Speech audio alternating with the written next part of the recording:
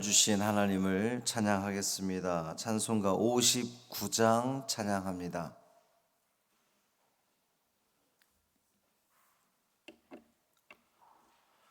찬송 59장. 하나님 아버지 어두운 밤이 지나 찬양함으로 새벽 기도회를 시작하겠습니다. 59장입니다.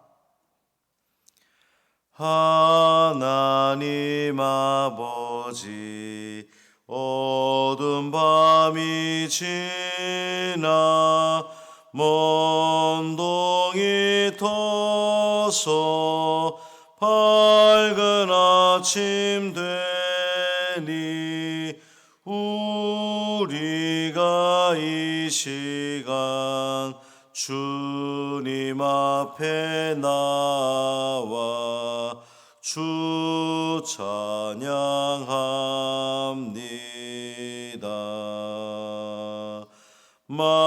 만유의 주시여 주님 앞에 비는 우리들에게 힘을 주시옵고 하나님 나라에 한량없는 은혜를 내리어 주소서. 거룩한 아버지 삼위일체 주님 구원의 사랑 한량없이 크니 영광의 주 이름 영원토록 빛나서 온 땅에 차도다. 아멘.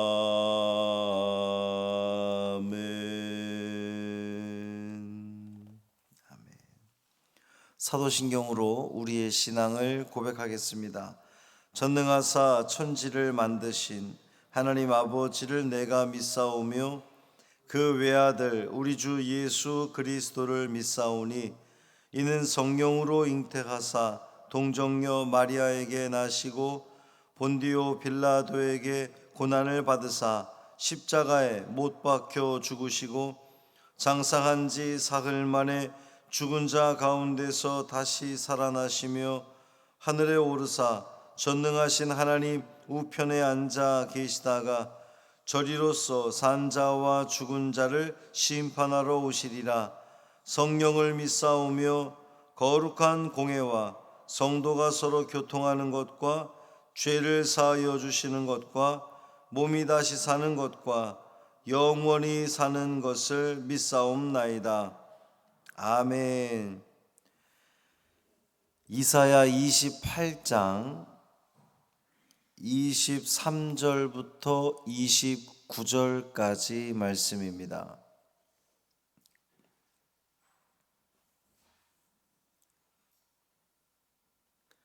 이사야 28장 23절부터 29절까지 말씀 함께 읽겠습니다. 너희는 귀를 기울여 내 목소리를 들으라. 자세히 내 말을 들으라. 파종하려고 가는 자가 어찌 쉬지 않고 갈기만 하겠느냐? 자기 땅을 개간하며 고르게만 하겠느냐? 지면을 이미 평평히 하였으면 소외양을 뿌리며 대외양을 뿌리며 소맥을 줄줄이 심으며 대맥을 정한 곳에 심으며 귀리를 그 가에 심지 아니하겠느냐?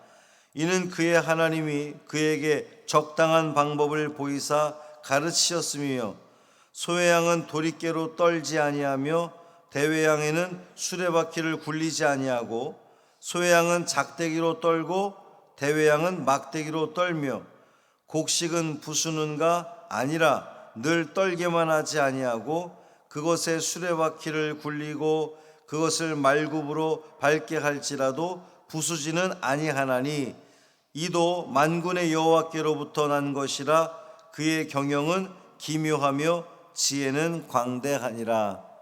아멘. 이 말씀 하나님 말씀입니다.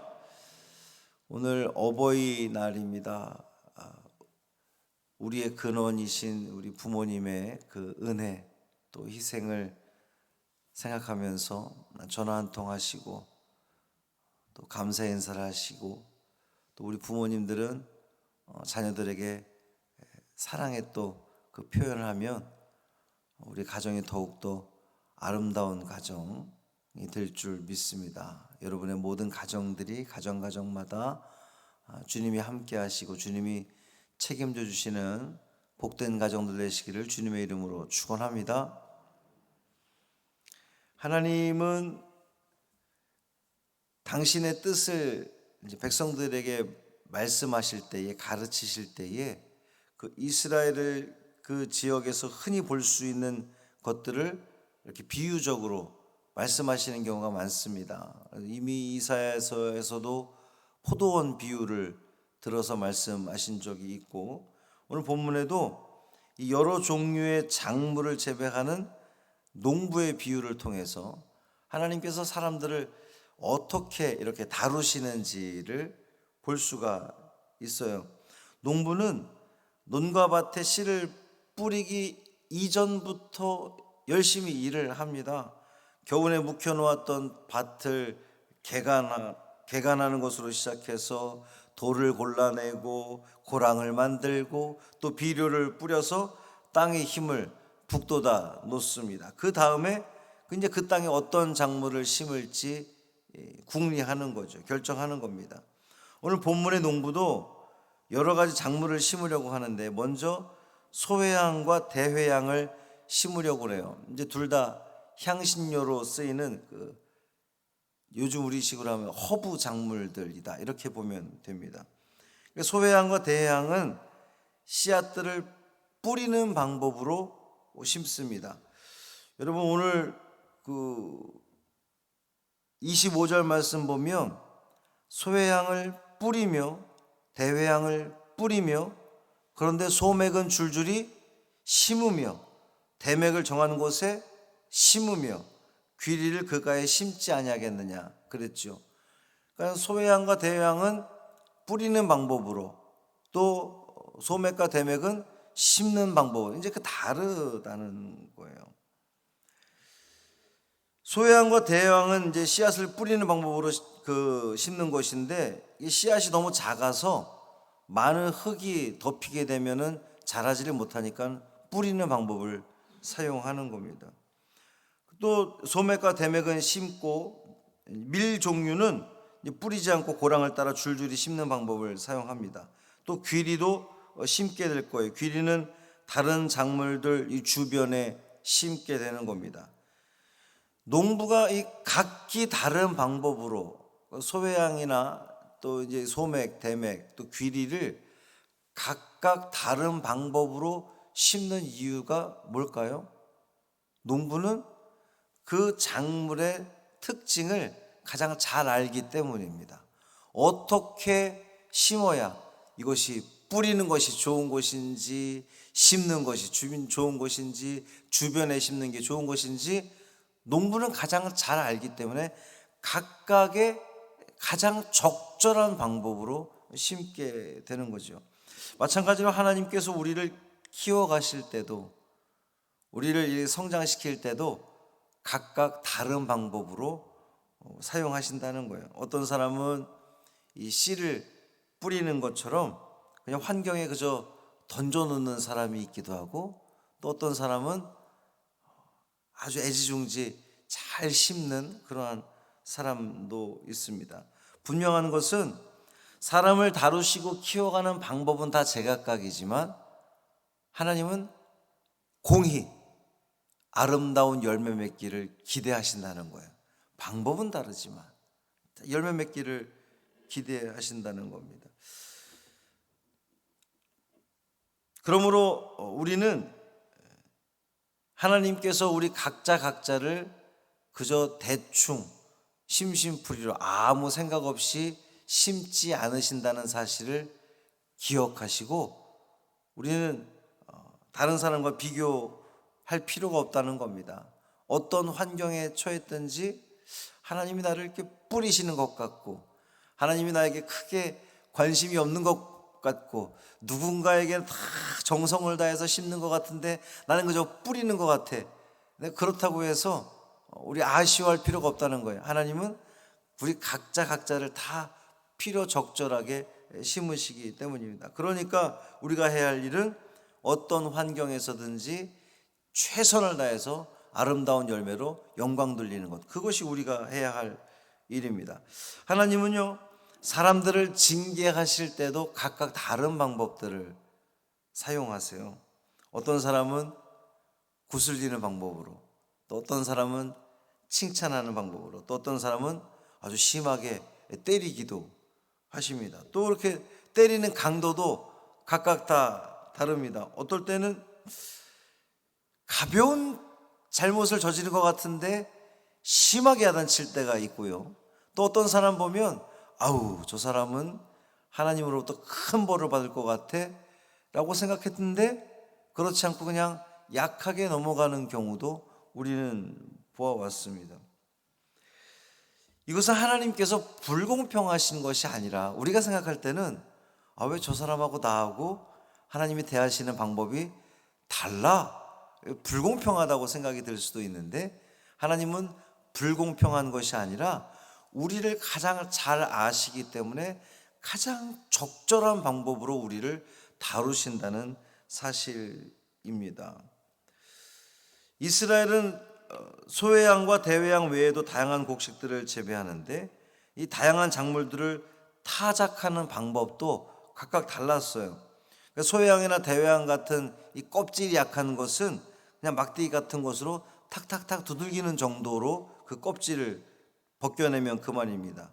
다른 곡식들은 어떤 곡식은 수레바퀴를 굴리거나 말굽으로 밟아야 그것이 벗겨지는 것도 있어요. 밀과 같은 곡식은 살살 쳐서는 곡식이 벗겨지지 않습니다. 그러니까 좀 더 강한 방법으로 껍질을 벗겨내야 되는 거죠. 사람도 마찬가지입니다. 어떤 사람은 조금만 이야기해도 잘 이해하고 받아들이는 사람이 있어요. 근데 어떤 사람은 그런 방법이 통하지 않습니다. 좀 더 강한 방법으로 해야 그걸 깨닫는 사람들이 있어요. 이처럼 징계하는 방법은 달라도 하나님이 기대하시는 건 똑같다는 겁니다. 징계하는 방법은 다른데 하나님이 기대하시는 것은 그 모든 껍질들이 벗겨지고 알곡으로 잘 있기를 우리 하나님은 바라신다는 거예요. 쓸모없는 껍질이 벗겨지고 알곡만 남도록 하나님은 각자에게 다양한 방법으로 우리를 그 껍질을 벗겨내신다는 겁니다. 그러니까 불평할 이유가 없다는 거죠. 불만을 가질 이유가 없습니다. 하나님의 손길을 기다리다 보면 그저 나는 나의 자리에서 최선을 다하고 때로는 좀 얻어맞는 것 같기도 하고 하나님이 나를 심하게 야단치는 것 같아도 끝까지 견뎌내면 하나님께서는 감당치 못할 시험은 주시지 않는다고 했으니 하나님께서는 분명 가장 좋은 것으로 그렇구나. 저 사람과 나에게 다루시는 하나님의 방법이 다른데 그것은 하나님께서 저 사람을 가장 잘 아시기 때문에 가장 적절한 방법으로 나를 치리하시는구나. 이렇게 생각하면 불평불만을 가질 이유가 없어요. 그저 감사한 것 뿐이죠. 하나님, 내가 이 정도로 해가지고는 정신을 차리지 않는다는 것을 하나님이 잘 아셔서 오늘은 좀 심하게 때리시는군요. 그래도 감사합니다 라고 믿음을 가지고 나아간다면 하나님께서는 분명히 하나님께서 계획하시고 준비하셨던 그 모든 풍성한 은혜들을 다 우리에게 허락하실 줄 믿습니다. 하나님이 우리를 세우시고 때로는 징계하시는 모든 방법을 기쁨과 감사함으로 받아들이십시오. 그것이 오늘 우리에게 이 말씀을 주신 이유가 될 겁니다. 오늘 하루를 살아가면서 이 말씀이 우리 성도들의 삶 가운데에 분명히 적용되는 시점이 올 거예요. 오늘 하루 이렇게 지내다 보면 오늘 새벽에 했던 그 말씀이 나를 두고 하신 말씀이구나, 아마 번뜩 깨닫는 순간이 올 겁니다. 그럴 때에 막 불평하고 불만했던 그 모든 것들이 싹 녹아지고, 역시 하나님은 나를 가장 잘 아시는 분이셔 라고 고백하며 찬양할 때에 우리의 신앙은 더 깊어지고 우리의 신앙은 더, 믿음은 더 자라게 되는 줄 믿습니다. 그 믿음으로 우리 하나님께 영광 돌리는 우리 모두 되기를 주님의 이름으로 축원합니다. 살아계신 아버지 하나님, 감사합니다. 그렇군요. 하나님께서 심는 방법도 다르고 그것을 타작하는 방법도 각각 다 다르다고 하셨습니다.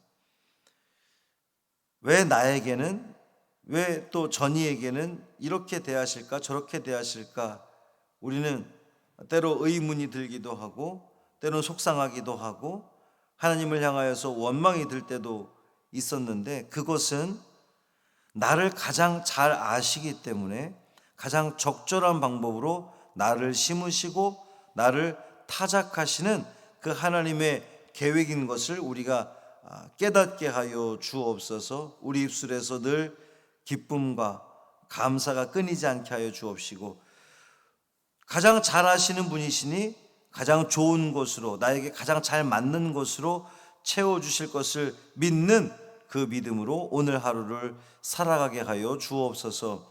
어버이날입니다. 우리 부모님들, 또 우리 사랑하는 우리 자녀들 모두 함께 하여 주옵시고, 우리 모두가 이 가정이 주님께서 허락하신 가정임을 고백하며 사랑으로 이 가정을 이루게 하여 주시고, 가정의 사랑이 교회의 사랑으로 또 사회의 사랑으로 이어짐으로 말미암아 우리가 발딛고 살아가는 그 모든 세상이 하나님이 바라보시기에 기쁘고 아름다운, 또 만족할 만한 복된 가정들 되게 하여 주옵소서. 우리 사랑하는 어르신들 건강 지켜주시기를 간절히 소망합니다. 어느 자리에 있든 어디를 가든 주님이 늘 지켜주시고 주님이 지팡이 되어주시고 주님이 힘이 되어주셔서 잘 견디게 하시고 이기게 하시고 승리하는 우리 어르신들 되게 하여 주옵소서. 한날의 삶을 온전히 주님께 맡기기를 원하며 우리 주 예수 그리스도의 이름으로 축복하며 기도합니다. 아멘. 하늘에 계신 우리 아버지여, 이름이 거룩히 여김을 받으시오며 나라가 임하시오며 뜻이 하늘에서 이루어진 것 같이 땅에서도 이루어지이다. 오늘 우리에게 일용할 양식을 주시옵고 우리가 우리에게 죄 지은 자를 사하여 준 것 같이 우리 죄를 사하여 주시옵고 우리를 시험에 들게 하지 마시옵고 다만 악에서 구하시옵소서.